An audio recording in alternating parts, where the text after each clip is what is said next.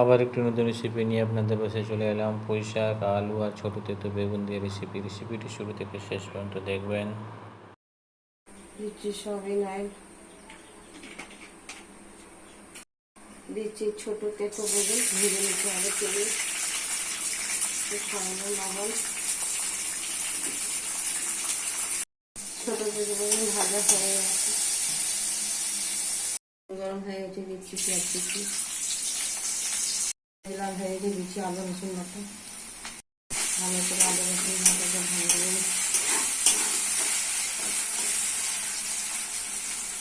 রসুন লাল হয়ে গেছে, দিচ্ছি মশলা, হলুদ গুঁড়ো 1 চামচ, লঙ্কা গুঁড়ো 1 চামচ, জিরা গুঁড়ো 1 চামচ, ধনে গুঁড়ো 1 চামচ, লবণ 1 চামচ।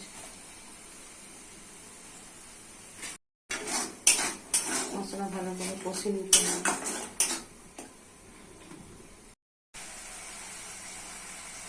মশলা কষা হয়ে গেছে, দিচ্ছি পুঁই শাক আলু,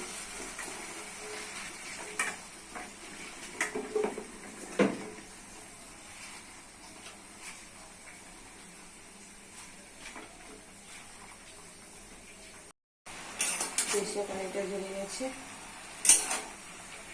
এইভাবে কষে কষে রান্না করে নিতে হবে। দিয়ে দিচ্ছি ভালো,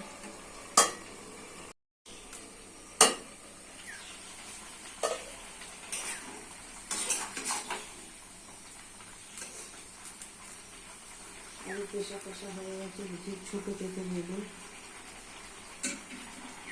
ছোটো তেঁতো বেগুন দিয়ে ভালো করে কষে নিতে হবে। ঢাকা দিয়ে রান্না করে নিতে হবে। পুঁই শাক আলু সব সিদ্ধ হয়ে গেছে, দিচ্ছি জল, দিচ্ছি ভাজা জিরে গুঁড়ো, হয়ে গেলে রান্না করে নেব। রেসিপিটি রেডি হয়ে গেছে। কত সুন্দর, কত কালারফুল, কত টেস্টি। বাড়িতে করে খাবেন, পরিবার করে খাবেন। সাবস্ক্রাইব করবেন, সঙ্গে থাকবেন, পাশে থাকবেন।